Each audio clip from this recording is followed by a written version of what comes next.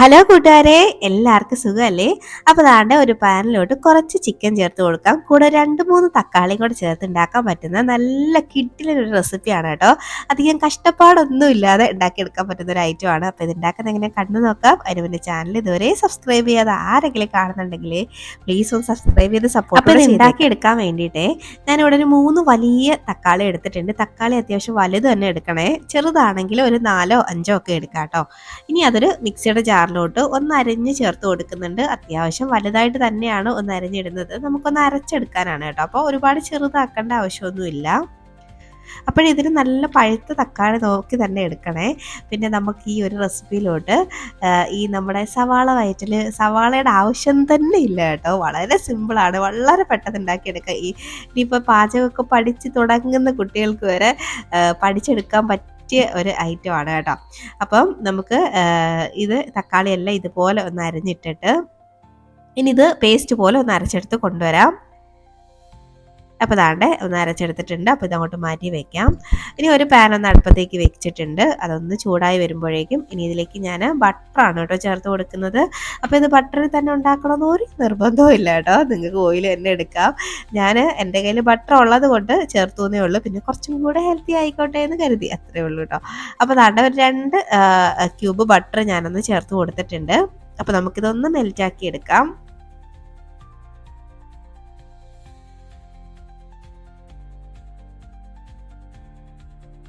ഇപ്പോൾ ദാണ്ടെ ഒന്നങ്ങ് മെൽറ്റായി വന്നിട്ടുണ്ട്. ഈ ഒരു സമയം ഇതിലേക്ക് ഒരു 10-15ഓളം വെളുത്തുള്ളി അല്ലിയൊന്ന് ചതച്ചതാണ് കേട്ടോ.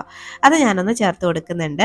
അപ്പോൾ നമ്മൾ ഇതിലേക്ക് വെളുത്തുള്ളി മാത്രമേ ചേർക്കുന്നുള്ളൂ. സവാളയോ ഇഞ്ചിയോ ഒന്നും ചേർക്കുന്നില്ല.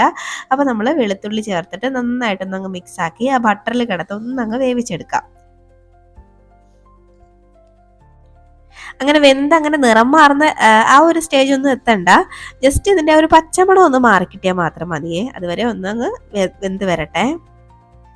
അപ്പോൾ അതാണ്ട് വെളുത്തുള്ളിയുടെയൊക്കെ പച്ചമണമൊക്കെ ഒന്ന് മാറി വന്നിട്ടുണ്ട്. അപ്പോൾ ഈ ഒരു സ്റ്റേജ് വരെ ഒന്ന് വഴറ്റി കൊടുത്താൽ മതിയേ.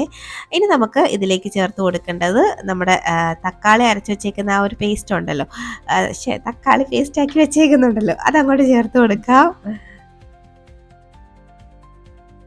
അപ്പോൾ അത് ആ മിക്സിയുടെ ജാറിലുള്ളതെല്ലാം അങ്ങോട്ട് വടിച്ചങ്ങോട്ട് ചേർത്ത് കൊടുത്തോളൂ കേട്ടോ. ചേർത്തിട്ട് നമുക്ക് നന്നായിട്ട് ഒന്നങ്ങ് മിക്സാക്കി കൊടുക്കാം. തക്കാളിയിലൊക്കെ ഒരു വെള്ളത്തിൻ്റെ അംശമൊക്കെ ഉണ്ടാവും, അതൊക്കെ ഒന്ന് വറ്റി വരണം. അപ്പോൾ നല്ലപോലെ ഒന്നങ്ങ് മിക്സാക്കി ഒന്ന് തിളപ്പിച്ചെടുക്കാവേ.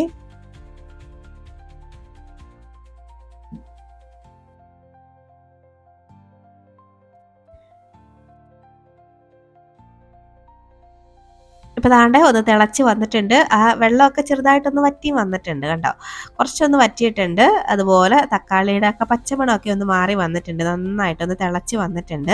അപ്പോൾ ഈ ഒരു സമയമൊക്കെ ആകുമ്പോഴേക്കും ഇനി നമുക്കിതിലേക്ക് കുറച്ച് മസാലപ്പൊടികളൊക്കെ ഒന്ന് ചേർത്ത് കൊടുക്കണം. ആ ഫ്ലെയിം ഒന്ന് ചെറുതായിട്ട് കുറച്ച് വെച്ചിട്ട് ഒരു 1/2 ടീസ്പൂൺ മഞ്ഞൾപ്പൊടി ചേർത്ത് കൊടുക്കുന്നുണ്ട് ഞാൻ. ഇനി ഇതിലേക്ക് ചേർത്ത് കൊടുക്കുന്നത് ഒരു 1.5 ടേബിൾ സ്പൂണോളം മുളക് പൊടിയാണ് കേട്ടോ. ഞാൻ കാശ്മീരിയാണ് എടുത്തേക്കുന്നത്. ഇനി ഒരു 1.5 ടീസ്പൂണൊക്കെ 1.5 ടേബിൾ സ്പൂൺ മല്ലിപ്പൊടിയും കൂടെ ചേർത്ത് കൊടുക്കുന്നുണ്ട് കേട്ടോ. ഇനി ഇതിലേക്ക് ഒരു ടീസ്പൂണൊക്കെ നമ്മുടെ സാധാരണ ഗരം മസാല ഉണ്ടല്ലോ, അത് ചേർത്ത് കൊടുക്കുന്നുണ്ട്. ഇനി നമുക്കിതെല്ലാം കൂടെ ഒന്നങ്ങ് മിക്സാക്കി എടുക്കാം. പൊടികളുടെ പച്ചമണമൊക്കെ ഒന്ന് മാറി വരണം. അപ്പോൾ നന്നായിട്ട് ഒന്നങ്ങ് മിക്സാക്കി എടുക്കാം.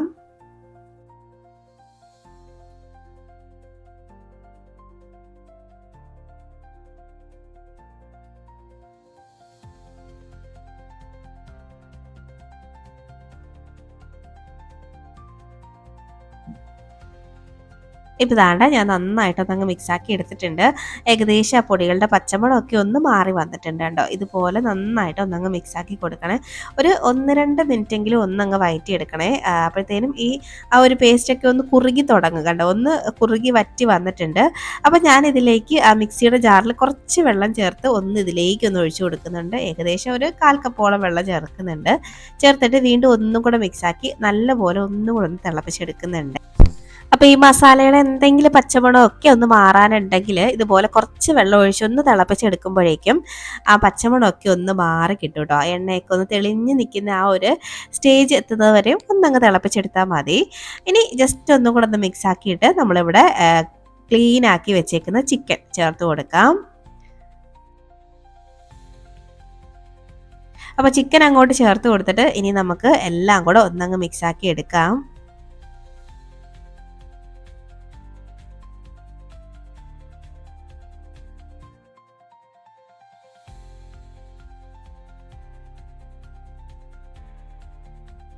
ഇപ്പോൾ ഇതാണ്ട് ഞാനെല്ലാം ഒന്ന് നന്നായിട്ട് ഒന്നങ്ങ് മിക്സാക്കി എടുക്കുന്നുണ്ട്.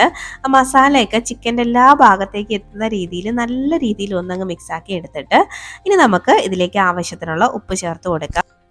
അപ്പം ഈ ഒരു സമയം ഇതിനാവശ്യത്തിനുള്ള ഉപ്പ് അത്രയും അങ്ങ് ചേർത്ത് കൊടുത്തോളൂ കേട്ടോ. നമ്മൾ ഇതുവരെയും തക്കാളി വഴറ്റിയപ്പോഴും ഉപ്പൊന്നും ചേർത്തിട്ടില്ലായിരുന്നു. അപ്പോൾ ആവശ്യത്തിനുള്ള ഉപ്പ് അങ്ങോട്ട് ചേർത്ത് കൊടുക്കുന്നുണ്ട്.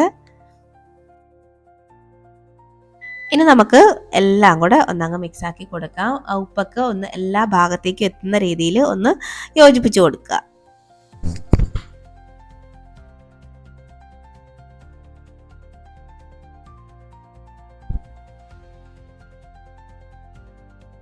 ഇപ്പോൾ ദാണ്ടെ ഞാൻ എല്ലാം ഒന്ന് മിക്സാക്കി എടുത്തിട്ടുണ്ട്. അപ്പോൾ ഇനി നമുക്ക് ഇതൊന്ന് അടച്ചു വെച്ചിട്ട് ഒന്നങ്ങ് വേവിച്ചെടുക്കാം. അടച്ചു വെച്ച് ഒരു 15-20 മിനിറ്റ് മതിയാവും ചിക്കനൊക്കെ ഒന്ന് വെന്ത് കിട്ടാനായിട്ട്. അപ്പോൾ ഞാൻ ഇതൊന്ന് അടച്ചു വെക്കുന്നുണ്ട്.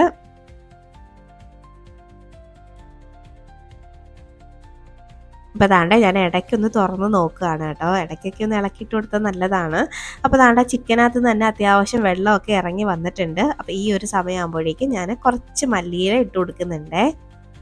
ഇനി ഇതിലേക്ക് ഒരു 2 പച്ചമുളക് ഒന്ന് നെടുകെ കീറി അതും കൂടെ ഇട്ട് കൊടുക്കുന്നുണ്ട്. ഒരു നല്ല ഫ്ലേവറിനൊക്കെ വേണ്ടിയിട്ടാണ് കേട്ടോ ഈ ഒരു സമയം ഇട്ട് കൊടുക്കുന്നത്. ഇനി നമുക്ക് വീണ്ടും എല്ലാം കൂടെ ഒന്ന് മിക്സാക്കി കൊടുക്കാം. ഈ ഒരു സമയം വേണമെങ്കിൽ ഉപ്പൊക്കെ ഒന്ന് ചെക്ക് ചെയ്യാം കേട്ടോ. ചെക്ക് ചെയ്തിട്ട് നമുക്ക് വേണമെങ്കിൽ കുറച്ച് ഉപ്പ് ആവശ്യമുണ്ടെങ്കിൽ ചേർത്തൊക്കെ കൊടുക്കാം.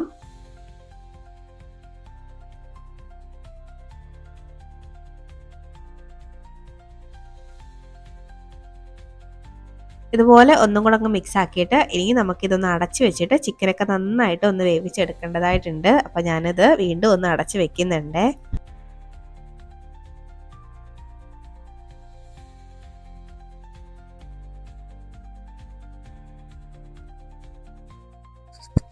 ഇപ്പോൾ ദാണ്ടെ നമ്മുടെ ചിക്കനൊക്കെ ഇവിടെ വെന്തിട്ടുണ്ട്. ദാണ്ടെ നന്നായിട്ട് ചിക്കനൊക്കെ ഒന്ന് വെന്ത് കിട്ടിയിട്ടുണ്ട്. വെള്ളമൊക്കെ ആ ഇറങ്ങി വന്ന വെള്ളമൊക്കെ ചെറുതായിട്ടൊന്ന് വറ്റി വന്നിട്ടുണ്ട് കണ്ടോ. ഇതങ്ങനെ ഒരുപാട് ഗ്രേവി ആയിട്ടല്ല കേട്ടോ നമ്മൾ ഈ ഒരു കറി ഉണ്ടാക്കി എടുക്കുന്നത്. അപ്പോൾ ദാണ്ടെ ജസ്റ്റ് ഞാനൊന്ന് മിക്സ് ആക്കിയിട്ട് ഫൈനലി ഇതിലേക്ക് കുറച്ച് ഫ്രഷ് ക്രീം ചേർത്ത് കൊടുക്കുന്നുണ്ട് കേട്ടോ. അപ്പോൾ ഈ ഫ്രഷ് ക്രീം ചേർത്തില്ലെങ്കിലും ഈ കറി കഴിക്കാൻ നല്ല ടേസ്റ്റാണ്. പക്ഷേ ഫ്രഷ് ക്രീമും കൂടെ ചേർക്കുമ്പോൾ നല്ല ടേസ്റ്റാണ് കേട്ടോ. പിന്നെ ഈ ഫ്രഷ് ക്രീം കയ്യിലില്ലാത്തവർ നമ്മൾ വേണമെങ്കിൽ കുറച്ച് തേങ്ങാപ്പാൽ ഫൈനലി ഇതിലേക്ക് നല്ല കട്ടിയുള്ള തേങ്ങാപ്പാൽ ചേർത്ത് കൊടുത്താൽ നല്ലതായിരിക്കും. അപ്പോൾ നന്നായിട്ട് ഒന്നങ്ങ് മിക്സാക്കി എടുക്കാം. ഇതുപോലെ നന്നായിട്ടൊന്ന് മിക്സാക്കി എടുത്തു കഴിഞ്ഞാൽ നല്ല അടിപൊളി ഒരു ചിക്കൻ കറിയാണ്. ഇതിൻ്റെ പേര് ടൊമാറ്റോ ചിക്കൻ കറി എന്നാട്ടോ. ഇതിലേക്ക് നമ്മൾ വേറെ ഐറ്റംസ് ഒന്നും സവാളയോ ഒന്നും ചേർത്തിട്ടില്ല എങ്കിലും നല്ല ടേസ്റ്റിയാണ്. നമുക്ക് നെയ്ച്ചോറിൻ്റെ കൂടെയോ ഒക്കെ ഉണ്ടാക്കി കഴിക്കാൻ പറ്റിയ അല്ലെങ്കിൽ ചപ്പാത്തിൻ്റെ കൂടെ ഒക്കെ കഴിക്കാൻ പറ്റിയ നല്ലൊരു ചിക്കൻ കറിയാണ്. അപ്പോൾ എന്തായാലും ഇതുപോലൊരു ചിക്കൻ കറി ഉണ്ടാക്കി നോക്കിയിട്ടില്ലെങ്കിൽ ഉണ്ടാക്കി നോക്കിയിട്ട് അഭിപ്രായം പറയാൻ മറക്കരുത് കേട്ടോ. അതുപോലെ വീഡിയോ ഇഷ്ടമാവുകയാണെങ്കിൽ ലൈക്ക് ചെയ്യാനും മറക്കരുത്. അപ്പോൾ നമുക്ക് ഇനിയൊരു റെസിപ്പിയുമായിട്ട് വീണ്ടും കാണാം. അതുവരേക്കും ബൈ. Thanks for watching.